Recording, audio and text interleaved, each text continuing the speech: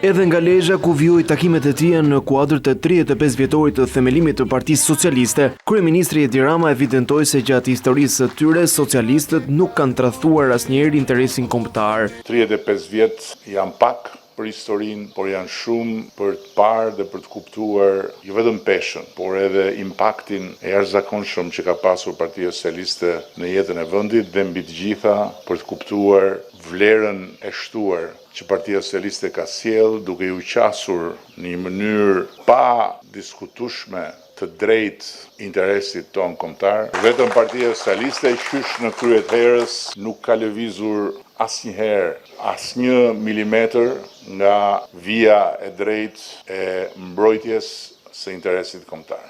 Edhe në këtë aspekt ai theksoi se Partia Socialiste përbën një dallim shumë të madh nga kundërshtarët e vet politik. Pikërisht ata që rrihnin gjoksin ditën dhe gjuanin me gur Partinë Socialiste, natën thyenin embargon e botës demokratike ndaj Slobodan Miloševićit dhe furnizonin me naftë makinerinë e tij të pastrimit etnik. Ndërkohë që Partia Socialiste qysh në ditën e parë të marrjes në dorë të frenat vendit u bë mbështetja më e fortë, më e palëkundur dhe mbështetja e përhershme deri në fund, deri në çlirimin e Kosovës, e ushtrisë çlirimtare të Kosovës.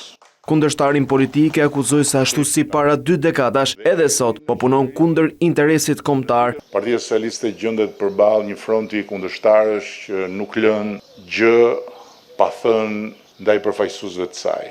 Nuk kanë lënë gjë pa thënë në krye të herës, nuk lënë gjë pa thënë sot dhe nuk do të lënë gjë pa thënë deri kur do të jenë ata që janë humsit kronik dhe shpirti i shkatërimit në politikën shqiptare. Ndërkohë partia që ai drejton tha se ka vetëm një qëllim, dhe ajo është integrimi në familjen europiane.